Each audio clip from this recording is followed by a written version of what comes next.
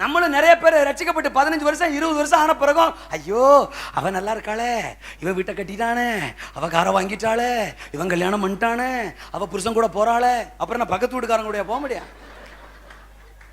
ஒரு ஆள் ஆவியில நிறைஞ்சா போறாம, ஒரு ஆள் அந்நிய பாஷை பேசினா போறாம, ஒரு ஆள் பாட்டு பாடுனா போறாம, ஒரு நாள் வீடு கட்டிட்டா போறாம, ஒரு ஆள் கார் வாங்கிட்டா போறாம. ஐயோ ஐயோ ஏன் பொறாம? நீ பொறாமப்படுறீன்னா ஏதோ ஒரு பண்ணிக்கு பக்கத்துல இருக்கிறன்னு அர்த்தம்.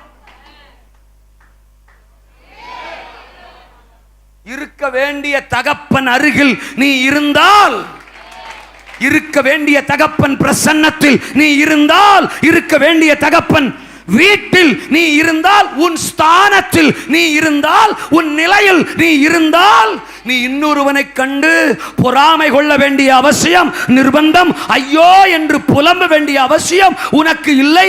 அவர் சமூகத்தில் பரிபூரண ஆனந்தம்.